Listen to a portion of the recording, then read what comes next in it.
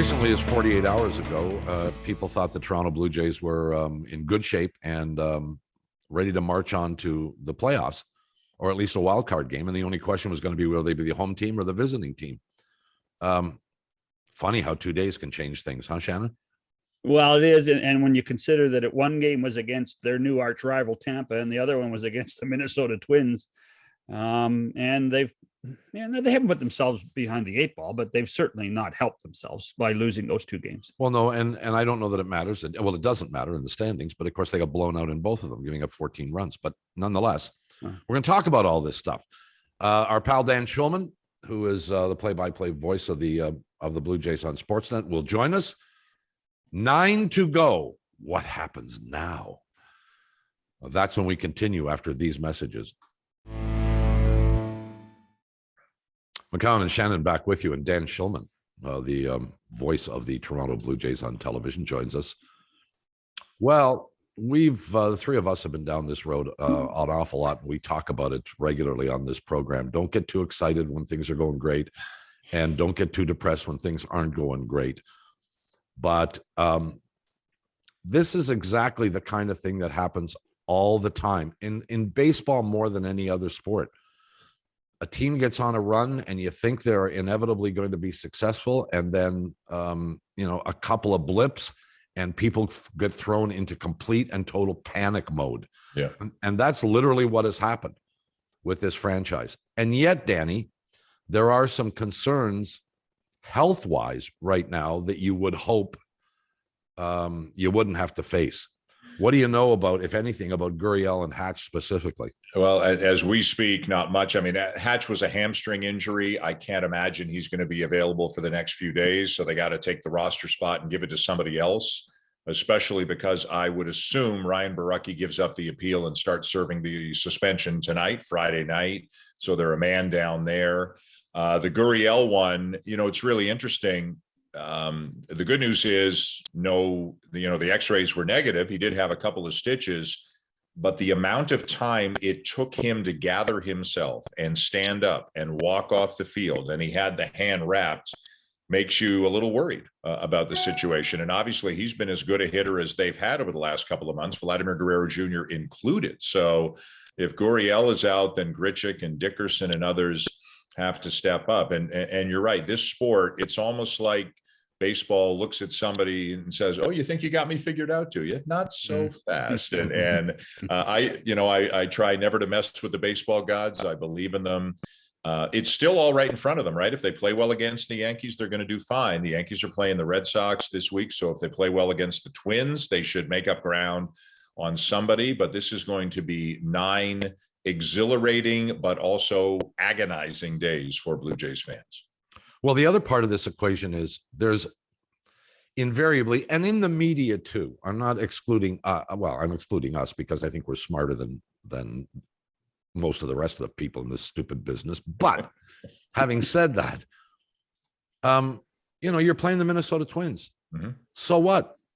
This notion, when this streak of success started, all this conversation was, well, you got all these games against the Twins and they suck. And you got all these games against the Orioles and they suck. Nothing is for sure. And the Twins essentially are proving that. 4 games against the Twins in the last week, 8 days, they've split. This is not what normal people expect to have happen. And yet, if you've been around this game for any length of time, this is as often as not exactly what does happen. Yeah. Baseball, the best team still loses a third of its games. The worst team still wins a third of its games. It's the other third that decide if you're terrible or great or somewhere in between. And yes, the Orioles are bad. And yes, the Twins aren't great, but the Twins aren't the Orioles. Like the Twins aren't, they're much better than the Orioles. All you have to do is look at the top 5 or 6 hitters in their lineup. And you can see it. And their bullpen has been good and their starting pitching is okay. I mean, they're not great, but they are not terrible. They have played the Blue Jays tough. And even in the Orioles took 3 out of 6 from the Yankees over the last couple of weeks. So, I mean, this kind of stuff happens. But, that having been said, if you're not good enough to win 2 of the next 3 from the Twins, if you're not good enough to take 2 out of 3 from the Yankees, And if you're not good enough to then do whatever you have to do against the Orioles to get in, then you're not good enough, right? Like at the end of the day, you got to win some of these games, and you're not going to get back the ugly losses to Washington or Seattle or Detroit that happened during that stretch, whenever it was, July, maybe early August. So again, in my mind, they still control, even though they're a game out, it feels to me like they still control their own fate, because if they play well against the Yankees, they're going to be fine. But, you're 1 back with 9 to go. You don't want to be 2 back with 6 to go going into the Yankee series, where now you got to sweep. I think you got to put yourself in a situation where 2 out of 3 against the Yankees is good enough to put you in the driver's seat. Vlad Guerrero has certainly pulled his weight of late, but can we say the same thing about George Springer?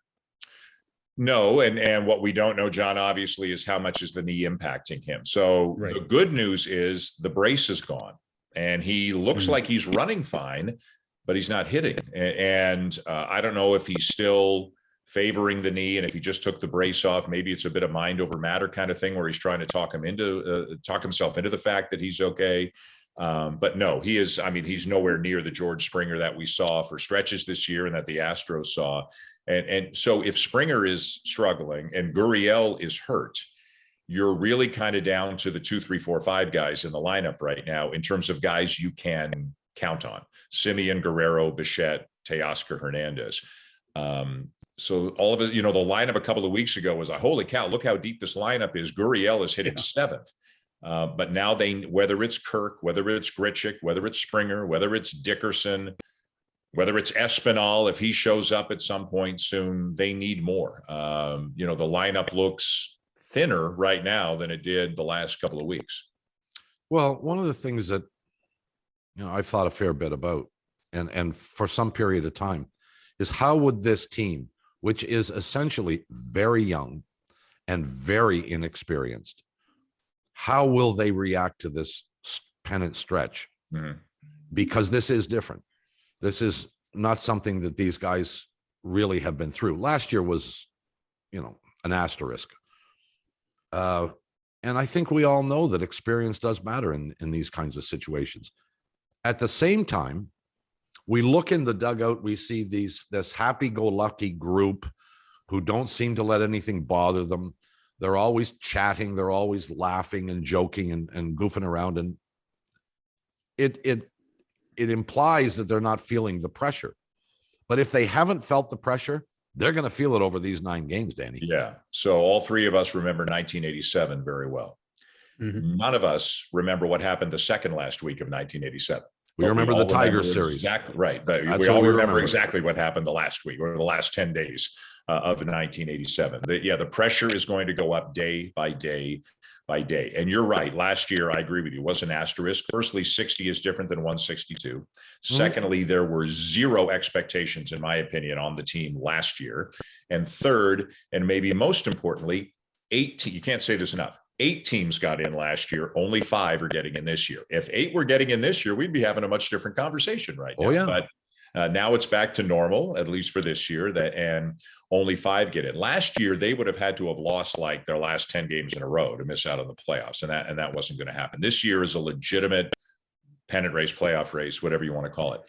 I haven't seen signs of the pressure getting to them. It's interesting. Last night, Thursday night, the first game against Minnesota, Vladdy was a little bit frustrated. You saw it on a couple of at-bats. I don't know if you guys were watching when we had a shot. He went down the stairs towards the clubhouse with 3 bats. He switched bats in the middle of the game as if to try to change his luck. And that's fine. Baseball players are superstitious. They do that kind of thing. But I don't see really signs of Vladdy feeling pressure, of Bo Bichette feeling pressure. In their own way, even guys like Gurriel and Teoscar Hernandez are still kind of young and not that experienced. They look fine. Romano looks fine to me. Manoah, for the almost all the time, looks fine. So I think the young guys are doing okay. What I think is happening is it's a bit of a top-heavy roster. 4 or 5 hitters, 3 starting pitchers, top-end relievers. To me, it's kind of the bottom half of the roster. They need more. They need more relievers in the circle of trust. They need guys at the bottom of the order who can hit. They need, and they were getting a lot out of Steven Matz until last night, but they need the 4 or 5 spots in the rotation just to be okay and keep them in the game. But it's not like Tampa Bay, where maybe the top end of the Blue Jay roster is definitely better than the top end of the Tampa Bay roster, but the bottom end of the Tampa Bay roster is better than just about anybody's other than the Dodgers. And you never know who your hero is going to be, but the hero might have to be Breivik Valera. It might have to be Nate Pearson. It might have to be Danny Jansen. We don't know, but a couple of guys are going to have to step up in big moments. You touched about the starters. Any concern that when Ryu comes back, he's not 100%, or is this just purely precautionary? No, I'll answer the second question first. We don't know. was this a neck thing or was this a reset?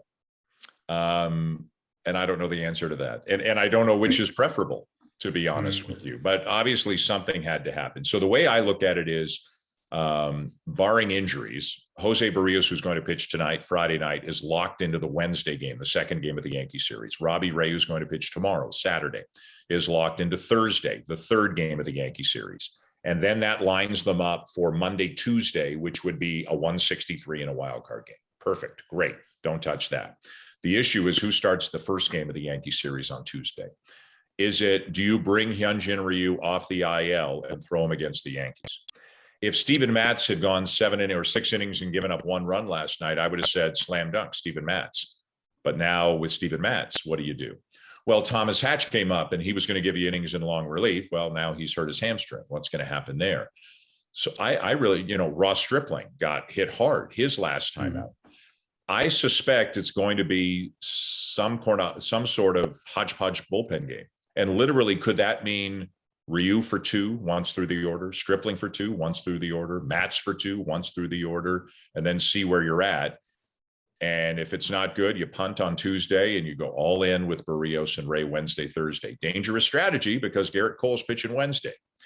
So imagine losing Tuesday in a bullpen game. Imagine losing to Garrett Cole Wednesday, and now you're 3 out with 4 to go. And So now a lot can happen between now and then. They could be 2-3 games up. We don't know. But they've got some things to figure out about Tuesday. That's for sure. Well, and we do know Cole was rocked in his last start. So, but that shouldn't give you any level of comfort. He's very good, and you can't expect that to happen.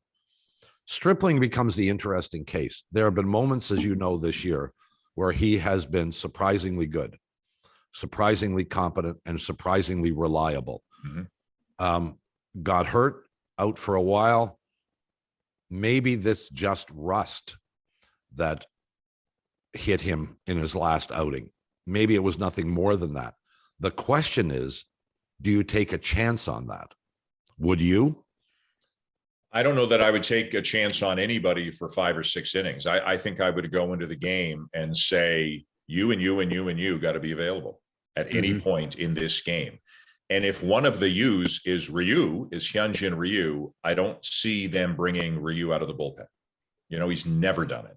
No. And I'm sure you guys would probably agree. Like, could you ever imagine turning on the game and hearing me say, with 2 outs in the second, Ryu's getting up in the bullpen? It just doesn't feel like something he would do. So if he's in play, it feels to me Ryu would start the game and they would go with him as long as they could and have a very quick hook. And then that Stripling would be the next guy. And you're right. Stripling's good has been great. I mean, he was really great for weeks and weeks on. Oh, yes, he was. Right. But the ceiling is high, but the floor is pretty low. He's gotten hit when he's gotten hit very hard. And the same is with Ryu. It's funny about Ryu, his last 8 starts, 4 of them, ugly numbers. One of the others, he had a no-hitter into the 6th. One of the others against the Yankees, he went 6 scoreless innings and had the best velocity he's had all season. That was only 3 starts ago. So I think if Ryu's in play, Ryu starts. And then Johnny Holstaff it from there. They could go to Stripling, then back to Matz, then to Pearson. But we have to remember there are games Friday, Saturday, Sunday too, right? So if Barrios is Wednesday and if Ray is Thursday, Manoah is Friday, you got to think, how much do you think about Saturday, Sunday on Tuesday? And some people would say, how much should you even think about Tuesday on Friday, like we're doing right now? But we know what they've got going the next 3 days. But I'm fascinated. Like, this is the kind of stuff that fascinates me. Like, I'd love to be a fly on the wall. Yeah. I'd love to be in there and hear these conversations. But this could go a dozen different ways, and none of them are ideal right now. Well, and Ryu's case, and you alluded to this earlier, the thing that's really intriguing here that we don't know the answer to is he hurt, or is this a fake injury to give him rest? This is a pitcher who has had very few years where he hasn't broken down in some way, had some kind of injury. Mhm. He is a guy who historically would probably like to pitch every sixth or seventh day, not every fifth. And he has been pretty consistently reliable this year. And I haven't looked at his innings pitched by relation to previous years. But there's a big part of me that wonders, Danny, if he's just not tired. And they recognized that and said, okay, let's give you a week and a bit off. And hopefully he bounces back right away. And that fastball's at 93 again instead of 89, right? Yep. And I think that's very possible. If I had to bet something that I really value on was the neck and issue, or is this just a bit of a rest and reset kind of thing? I think I would go rest and reset. And if I'm not mistaken, I don't remember if it was Charles, I think it was Ross Atkins who said he woke up the day after the start with discomfort in his neck. I don't think they said he had it during the start. I'm guessing it's a reset. He has often benefited in the past from 10 days off, skip a start here and there. So I don't think it's the craziest thing that he factors in Tuesday and maybe is the starting pitcher. But remember the playoff game last year, Matt Shoemaker once threw the order 3, then Robbie Ray came in and did that. Like these things happen, right? This is the way that teams attack other teams when they don't believe they've got a guy who can get deep into the game. So I think it's possible. The standings will dictate it as well. You know, beating the Twins is great. Beating the Orioles is great. Beating the Yankees is even more important.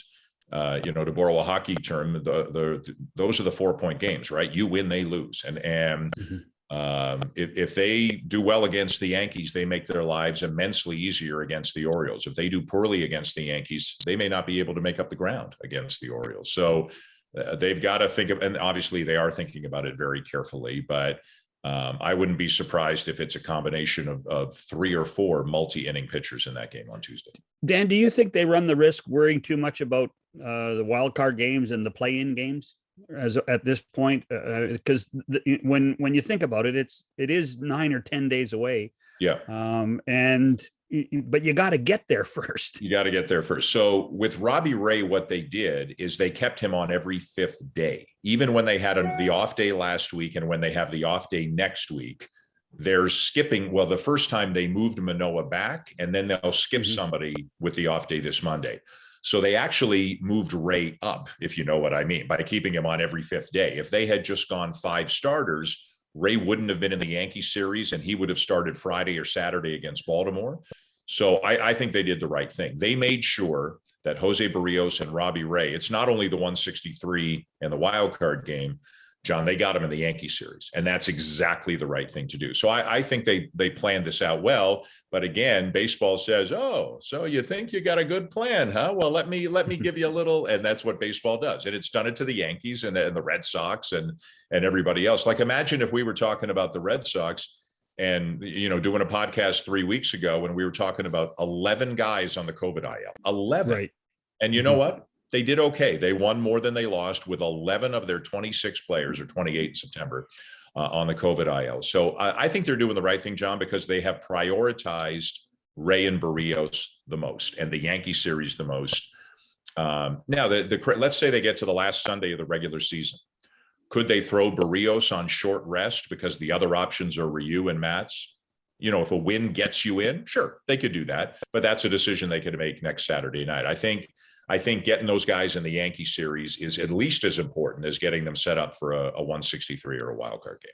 All right. I raised this question. I'd like to think I'm smarter than to even ask this question, but because it's out there, do you think that the umpiring has been squeezing the Blue Jay pitchers the last while? Not by design, but yes. So there's this great Twitter feed. I think it's called Umpire Scorecard or something like that. And I don't go to it daily, but I follow it. So it shows up on my feed. And if I have a reason to go to it, I go to it. And the first 2 games of the Rays series were extremely one-sided. Now, I don't think it's a conspiracy. I don't think anybody at Fox has called MLB or the umpires and said, keep the Blue Jays out of the playoffs. I just think the Blue Jays were the victims here of some really bad calls from Ron Culpa and then from Joe West. And this umpire scorecard Twitter feed, it does it by run expectancy. So blowing a call with nobody on base is different than blowing a call with the bases loaded, because if you decrease your chances of getting a hit with the bases loaded, that costs you more than with nobody on base. Of course. And it was significant in terms of run expectancy. What happened to the Blue Jays. Now, they did win one of those games. They won the Joe West game, but they lost the Ron Culpa game. That's the game where it looked like Valera had walked with the bases loaded in the ninth inning. That would have made it 6-5. He took strike 2, and then he took strike 3 to end the game. So those are the two games that jump out at me. Last night's game against Minnesota, I haven't looked at the umpire scorecard, but I didn't feel anything last night, and I didn't feel No, I anything didn't either. Sunday either. It was just, I'm sorry, I'm losing my days. Wednesday either. The first two games of the Rays series, though, absolutely it happened. Well, and it raises this question in my mind, and I think I'm kind of like you. I'm reluctant to raise the, Conspiracy theory here, but here's what I believe. I believe that deliberately or otherwise, it is not unrealistic for an umpire to have an opinion of the quality of two teams before he starts. The Tampa Bay Rays have been a good, even great team for a number of years. And the Toronto Blue Jays have not been. Last year, asterisk, whatever. This year, a bunch of young guys. I think there's a possibility that subliminally this kind of thing does happen. That we have expectations. We have expectations of each individual in baseball when they come to the plate. The guy's hitting 220, got a lot of strikeouts. Is he likely to get the nod on a pitch that's an inch or two inside? No. Yeah, the reputation. Reputation does matter, right? Yeah, but I believe Vladdy has benefited from that a little bit. And as you were saying that, I was thinking about some of the recent calls, and a couple of Marcus Semien calls came to mind. Marcus Semien doesn't bark. He doesn't argue very much, but by his standards, he barked a little bit the last couple of days. And that's not a lot of barking. But there were a couple of called strike 3s on Marcus Semien. And he certainly, you would think, has earned the benefit of the doubt in terms of reputation. But I hear what you're saying. I just think it's umpires missing calls. I think it's guys are throwing harder than ever before. The ball is moving more than ever before. I'm not excusing them, but I think it's a really hard job. And if you can tell me that the technology works impeccably to call balls and strikes electronically, sign me up. I was going to ask you that very question. Yeah, let's get it right. And 5-10 years ago, I would have said no, keep the human element in the game. But, you can't have, it's one thing, if the ball is touching the edge or a little bit off, but we're talking about if you could fit another baseball or a baseball and a half between the outside corner and where the ball is, it's just too important. And the funny thing is it's analytics again, because the analytics departments can say to you, do you know the difference between a 2-1 pitch and a 1-2 pitch in terms of what the hitter is likely to do in that at bat?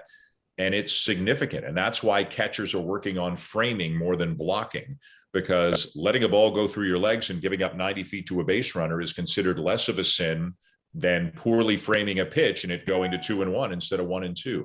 Analytics has changed every single aspect of baseball, including balls and strikes. But it's unfortunate. I remember when in 2015, wasn't it Ben Revere at the plate in the last game in a game 6 against Kansas, who I think had a pitch called on him that was way outside. And you just hope it evens out and that it doesn't come down to one specific call in the 9th inning of a close game. Well, I must tell you, I agree 100% with you. 10 years ago, I would have said not a chance. And you know what's changed my mind is instant replay on the bases. Because there are many times I have to confess, I'm sitting in front of my television set and I'm sure that the guy was safe or out.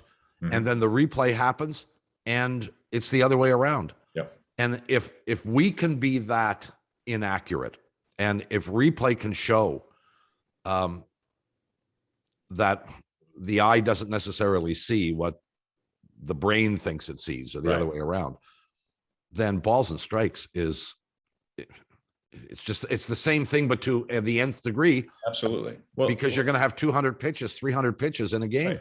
Well, imagine if Shannon's catching and you're standing behind him as the umpire. I can't even imagine that. I wouldn't catch one ball, Danny. No, he deliberately let it go by. Okay, That's so right. we'll use a tennis ball. We'll get him a nice, comfy beanbag chair so his back doesn't hurt. We'll set him up nice. So you are, hands on your knees, leaning over the left shoulder or the right shoulder of Shannon, and a ball comes in inside or outside. To me, those are the easier ones, should be the easier ones for the umpire to see, because you've got the outside part of the plate and the inside part of the plate.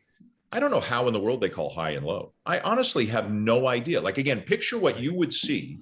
I never umpired a day in my life, not even a Little League game, nothing. But imagine what you would see crouching or leaning over the back of a catcher, and you try to tell me how you know if it was at the knees or 2 inches below the knees. There is no way in the world you can do that with 100% certainty. And it's too important not to get it right. Now again, if you do it electronically, is it a strike if it goes over the plate, at the front of the plate, the back of the plate, anywhere in a three-dimensional, cone to the sky above the plate? They got to figure this stuff out.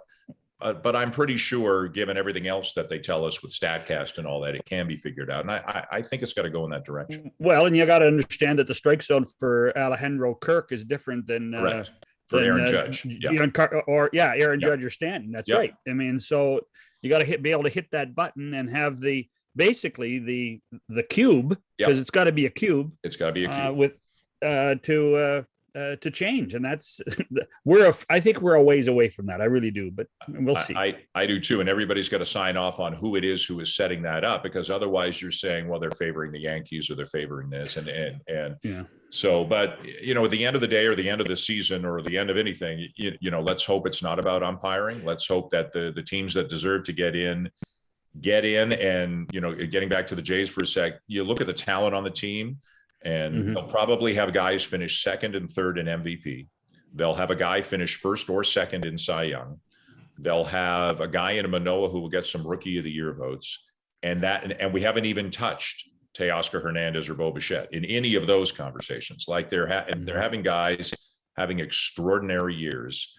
The first team to do this, the first team to do that, that should be good enough to get you into the playoffs. But at the end of they lost a lot of winnable games early. They've won some losable games, if that's a word, recently. They pulled a couple out recently. But again, 9 left, 1 back. Go take 2 out of 3 in every. Well, they've already lost first to Minnesota, but take 2 out of 3 against Minnesota the rest of the way. 2 out of 3 against the Yankees, 2 out of 3 against the Orioles. You're going to get in. Well, for the longest time, let's face it, we would look at the standings and you'd say, thank goodness they play National League teams. Yeah. I mean, that kept in the first half of the season, that kept them in the race to some extent, didn't it? Yes, I think they finished 15-4, whatever they finished. They although the 2 losses to Washington right at the end really hurt them, but they did play great against National League teams. There were just there was the 2 stretches. The second stretch was kind of that Seattle, Detroit, Washington, and in that you remember that they didn't hit it all, right? That was the 0 for a million runners in scoring position stretch. The earlier stretch was the bullpen in kind of late May and into June, when Chatwood and Dolis, and you guys remember that. I mean, there was blow up after blow up, and I will say this. People get on the front office for a lot of things, but if they don't get Simber and Richards when they did, and I only know when it was because I looked it up a couple of days ago, I think Simber was first. He was June 29th. Richards was July 6th. That's not July 31st. If they had waited until the deadline, they're 4, 5, 6 games out of a playoff spot right now. That's how bad the bullpen was. Yeah, Danny, I'll concede that. But the truth of the matter is, it was bleeping obvious that they had to do something. Oh yeah, the Titanic had hit the iceberg. Yeah, their bullpen was horrific. Yes, and still, it is better now, but it is not elite. No, it's not. Romano is very good. Meza is very good, and Simber and Richards have been. You got 4 guys you can really count on. But one thing I was thinking about last night driving home from the game, back at the beginning of the season, all of us hoped, we didn't know, but we hoped. Well, what might Nate Pearson be? What might Thomas Hatch be? What might Julian Merriweather be? And, if Ryan Baracki has a good year, and none of those have panned out, none of them, between injuries and other factors. Merriweather's the guy jumps out to me because he got off to a great start at the beginning of the year, gets hurt right away. And immediately, and understandably, our expectations are blown right out of proportion. And when is Merriweather coming back? He like he was going to be the answer. There was no historical data to suggest that he was going to be that guy. No. There was one game, 2 games. And he comes back. Analyzing stuff. Yeah. Incredible stuff, but in a very small sample size. And we've also forgotten, that they played, home games in 3 different places. And we've forgotten about Dunedin, and we've forgotten about Buffalo already. Yeah. We haven't forgotten. And I will tell you, there are many within the organization, and nobody wants to say it publicly because the cities of Dunedin and Buffalo, and not to mention Blue Jay employees in both cities, did an incredible job making things the best they could be. Mm-hmm. But there are people within the organization who say, quote, if we'd been home the whole season, we'd be home and, we'd be in. And I think there's something to that. But what are you going to do? You play the hand you're dealt. And again, they go win games, go win 6 of the last 9, and everything's going to be fine. With Dan Shulman, we'll take a quick break and come back and chat some more. And some analysis in advance of a decision on this year, but relative to what happens over the next 9 games. We'll address that when we continue after this message. It's McCowan, it's Shannon, it's Dan Shulman of Sportsnet and the Blue Jays. So let me throw this at you. Over the next 9 days, all kinds of different things can happen. This Blue Jay team could lose 9 in a row and be an afterthought in the final week of the season. Might not even come close to, a playoff spot. They could win 9 in a row and get home field advantage in the wild card game. But more than likely, it'll be something in between. But what do you do at the end of the season? Based upon how these 9 games go, because I believe there's a difference between making the postseason, even if you squeak in the last day and you play on the road, and then you get beat in the wild card game. That's probably different than not making the playoffs in terms of the future. Do you buy into that? I don't think so, actually. I think so. I always thought, and I may be in the minority here, I thought this year, it would be great to contend and it would be disappointing if they didn't make it. But I still thought this year was still a bit of a learning year, a developmental year for the organization as a whole. So I'll ramble for a little bit here. So you go back 6 months. We didn't know Vladdy would be this, right? We had no idea. Not a chance. You go back 6 months and you say, boy, Teoscar won a Silver Slugger. Let's see him do it over 162. And he has. And he has, right? And so we didn't know what Robbie Ray would be. And Marcus Semien was coming off, granted a season with injury, but nobody expected this. So I still think there were lots of questions. And even things like, can Merriweather do it? What is Pearson going to be? What is Baracki going to be? Like, I thought there were a dozen guys on this team where there was still an element of, are they part of the future or not? Are they this or are they that? I think the front office has a significantly better idea of what they have and what they need now than 12 months ago. And whether they finish a game out or win the World Series, I don't know that it changes all that much. Now, maybe if they go on a deep playoff run, it does. But I think you go after Semien and Ray if you can, and I hope they do. You've got to shore up the bullpen with, in my opinion, some more sure things. And I know there are no sure things in a bullpen. And I know guys get hurt and track record changes from year to year more with relievers than anybody else. But there were so many health risks in the bullpen, in the original bullpen that was put together. I think you got to go out and get a couple more guys. They don't have to be studs.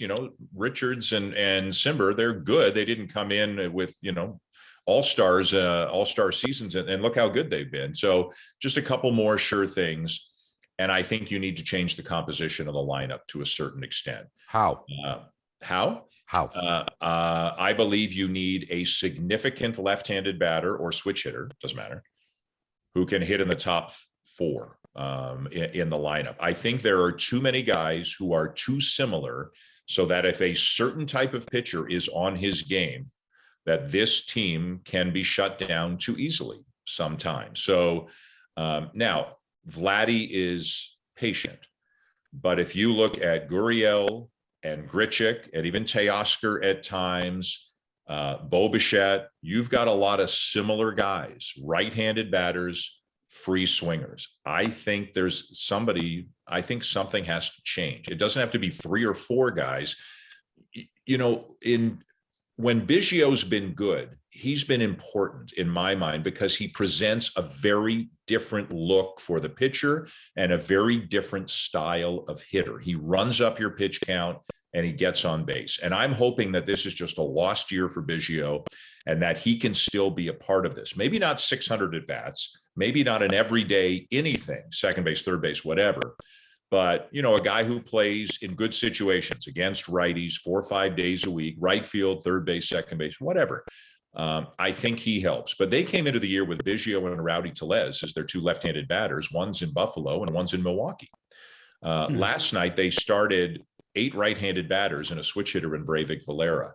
I just think it's too lopsided. I think if a righty with a good slider gets in a groove, it's tough. The reason the Blue Jays have struggled close and late in games is because, generally speaking, you're going to get a hard-throwing right-handed reliever with a good slider. And that kind of pitcher, in my mind, if he's on his game, can be difficult for the Blue Jays. So do they go out and trade for Jose Ramirez of Cleveland? He'd be awesome. Put him at third base, hit him second, switch hitter, a grinder. He can also play second base.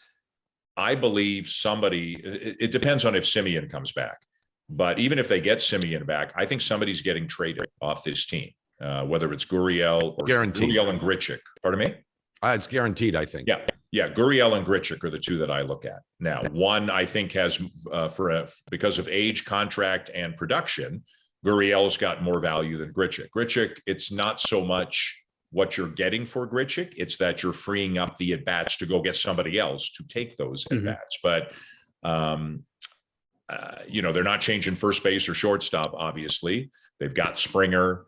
They've got Teoscar Hernandez. But I think this is going to be a busy offseason, and I think they need to change the composition of the lineup to a certain extent to truly get the most out of it.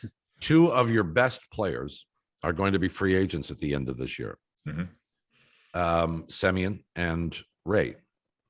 The consensus seems to be the Blue Jays will try and sign one of the 2, but won't feel like they can afford to sign both of them. If you asked any 100 Blue Jay fans, they would say you got to keep both. And I tend to agree, but it may not be possible. If you are faced with that dilemma, which of those 2 are you signing? So you're not going to like my answer. On the one hand, if you lose Robbie Ray, who in the hell are you going to replace him with? Right? You've got concerns about Hyunjin Ryu, right?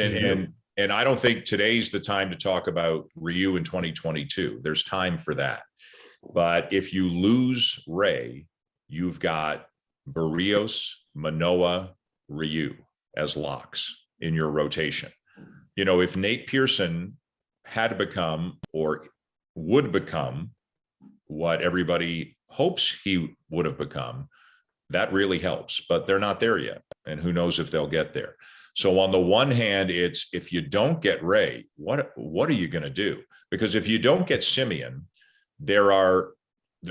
maybe not as good, but you can go out and find a second baseman or a third baseman and get some value. I think it's easier to get that guy as a free agent. Pitchers don't want to come to the American League East. You really got to overpay like crazy. Ray knows it in Toronto. He likes it. He's had success. So on the one hand, if you don't get Ray, what are you going to do? But Semien's probably the safer bet to maintain or come close to maintaining his production over the next few years, I believe. And maybe that's not fair to Robbie Ray. That might just be position player bias. It's got Wait a second. You have completely confused me. I thought you were making the case that you got to keep Ray. Are you now suggesting, no, you got to keep Semien? That's why I said you're not going to like my answer, because I'm straddling the fence here. Well, here's the other thing to consider is, these guys came here for 1 year. And they came here for 1 year to prove to the rest of Major League Baseball that they can play their position really well. Correct. They It was a may not marriage want of convenience. Yeah. That's right. They may not want to stay here. Yes. Semien may want to go back to Northern California. Yeah. And this is, I'm going to mix my sports up, but this is the Kawhi rule. No matter what happens in Toronto, they may want to go away. Yep. If Marcus Semien wants to go to the West Coast, or if Marcus Semien wants to play shortstop, then Marcus Semien is gone. Then he's not coming back. I think there's probably a better chance they keep Ray, to be honest with you. But that's why I said you weren't going to like my answer, Bob, because I was on both sides. I think. No, I'm look at it. It's a fair answer. Yeah. I know what I want. I want both of them. Yes, stay. I want both of them too. And I look at, Tanner Roark made 12 this year. I think Troy Tulowitzki made 4 this year as part of a buyout. Kirby Yates made 5.5. Shun Yamaguchi made 3. But we have to remember too, Vladdy's hitting arbitration. That's a big time raise. Teoscar's arbitration. That's a big time raise. It's going up, and it's only going to keep going up. I think they've got enough money to sign both. And what I want to believe is even if they don't get either one of them, they're going to spend that money somewhere. But again, if you don't get Ray, there are some great free agent starting pitchers. They're all 36, 37 years of it. Like, is Clayton Kershaw coming to Toronto? Is Max Scherzer coming to Toronto? I don't see that, right? No, neither do I. But it's hard for the Blue Jays to sign pitching, and a lot of pitchers do not want to come to the American League East. And you know what? How can you blame them? Like, look at pitching in Fenway, pitching in Yankee, pitching against those teams. So I think you go all in on both. And maybe if you get the first one, you've spent too much money, then you withdraw the offer to the second one. But I think you go all in on both. It's, to me, the contending, as I said a little bit earlier, I thought this year was kind of half development, half contending. Come this winter, I think that contending window has to be wide open, because now, before too long, we're going to start talking about when's Vladdy a free agent? When's Bo a free agent? And it's after 2025. You've got 4 more years. Blow that window wide open, do what you got to do, and see if you can get a championship to Toronto. So Semien's at $18 million. Would you give him 25? How many years? 3? Yes. In a heartbeat. Yeah. He'll get more. He'll get more term than that. I think he will too. I think he'll get 5. I really do. And there are other guys out 25 for 5. Whoo. It's not my money, although I guess indirectly it is. Well, no, but I've done some math here, Danny, and I think you probably have too. Yeah. There's a real chance this team is in the over $200 million. And there's maybe even a chance, and this sounds ridiculous, but maybe a chance they're pushing 300 million. Whoa. In payroll. Okay. What's Vladdy going to get? Well, it's arbitration, right? So Vladdy. Yeah, but 2 years from now, 3 years from now. If he's still Vladdy, he's getting 40, 25. I think he's getting 25 to 30. I don't know. Maybe more. Oh, you got guys out there making 30 now, and they don't have Vladdy type numbers. Yeah. I don't know that he gets, so Tatis got 14,340. So that's about 26 per year, because those first 3-4 years are arbitration years where you're not going to get 30, right? So if you sign Vladdy tomorrow, you're going to get him for 10, 15, 20, 25, the first 4 years, then it goes. All right. I'll give you that. Yeah, so, I'll give you that. If Vladdy takes it. Right. See, I don't know about you guys. I don't use any energy, and I mean 0 energy, thinking about Bo and Vladdy signing long-term deals. I don't know if it's going to happen. I kind of doubt it's going to happen. And I just worry about the window through 2025. The other thing I wonder, we talked about Ryu and we talked about Grichuk. They both come off the books after 23. So could you go to Robbie Ray and say, we'll give you 4 years and 108. I'm just making up numbers. Okay. But it's going to be 22, 22, 32, 32. Because now you backload the contract a little bit for when Ryu and Grichuk are gone. These, you guys both know this, those things happen. But I think they are in it to win it in the next few years. And the fact that they signed Ryu before this team was any good should show people that they gave Ryu a 4th year when nobody else would. And that's great, you got them, but you gotta, you got to pay the debt. You got to pay the collector on that in 2023. We hope Ryu will be a really good starter in 2023. But if you're paying him $20 million and he's your fifth starter, if you've got a Tanner Roark situation, like they're paying Tanner Roark $12 million this year. It's not an endless supply of money. So some of this is luck, and a lot of it, luck in terms of a guy being as good as you want him to be. But a lot of it is developing from within, so that you've got guys like Alek Manoah making peanuts so you can spend your money somewhere else. That's right. Well, and Alex Manoah won't make peanuts for the rest of his career either. No, but he will make peanuts for 22 and 23. He'll hit arbitration after 23. But Vladdy's hitting it this year. Teoscar's already in it, and Bo Bichette hits arbitration next year. So if it's me, I go all in for both. But it's not like the Blue Jays are going to get Semien with the second best offer. We all know that, right? It's there. Would Robbie Ray give a bit of a hometown discount because he loves Pete Walker and look at what they've done for his, maybe, and he lives in Michigan and he's spoken about the proximity of Michigan to Toronto. I think they've got a better chance of signing Robbie Ray. I don't disagree at all. And if San Francisco wants Semien, which has been suggested, I think you can pretty much forget about it. It's over. Yeah. We got to go. It's fascinating. We will love, all fans will love the next 9 days. But this is not necessarily. Well, yeah, it's going to be, you got to watch. You got to watch. You got to see how this is going to unfold. The 153 that have come and gone, you can't do anything about, but you play those 153 to get to these 9, and you're there now. So it'll be tense.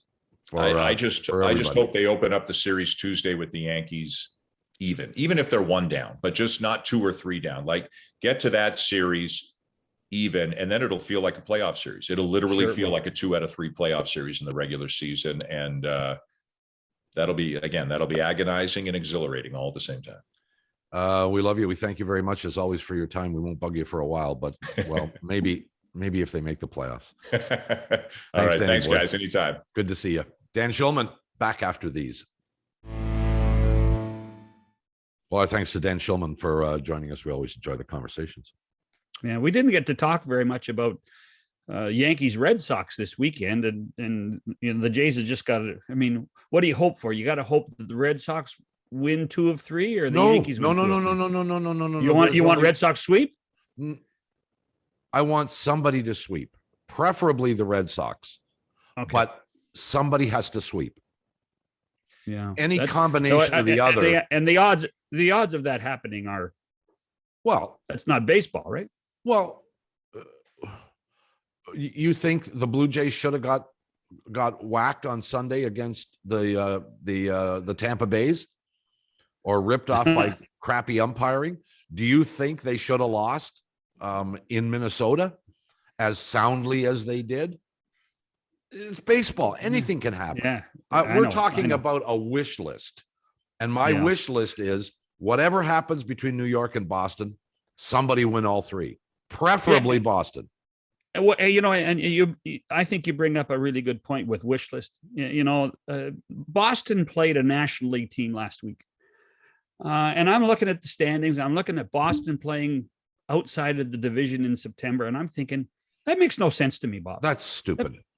I mean, the even if it's the Orioles or it's Tampa, I mean, or somebody in this division, shouldn't this time of year be head to head all the time? The schedule maker should start with the last week of the season and work backwards. And in my opinion, every game at the end of the season should be home and home series within your division. So the Blue Jays would play a series at Tampa and home to Tampa. Same with New York, same with Boston, same with Baltimore. So there you've got 4 series of, say, 3 games each times 2. There's 24 games. So the last September.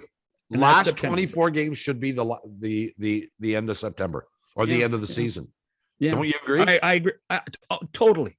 Totally, because you look at even this scenario, the Jays now, and I know that Baltimore is not very good, and I know that Tampa is better than anybody else, but the fact that the Jays are playing outside the division, I think it creates less discussion, less rivalry, and then you've got the Yankees and the Red Sox head to head. I mean, you can't tell me Yankee fans and Red Sox fans aren't on the edge of their seat already. Well, of course they are. Series. Well, and here's the other factor too, is you want close races if you're baseball. You want there to be tension in September. If your last 24 games are within your division, how far back of a playoff spot do you have to be in order to not contend? A long way. Now, the odds are going to be really remote, but if you're playing the last 24 games within your division, if you can go, well, the Blue Jays went like 19-4 or something. Like if you can do that and you do it against your own division, you make up tons of ground. Yeah.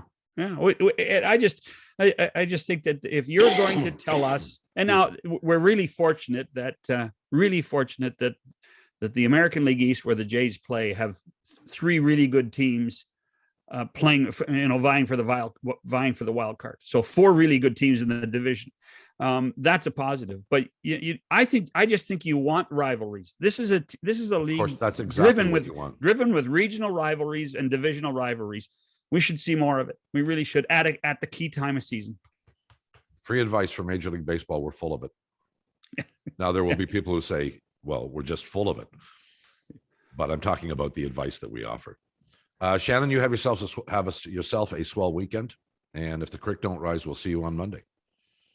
No flooding yet. And thanks to all for watching or listening. A brief pat on the back. Congratulations to us as we surpassed 2 million downloads of this podcast. What? 2 million, pal. That's good. That's good. We're doing something right. Well, we're showing up. Our attendance record is impeccable. We'll see you Monday. Goodbye, everyone.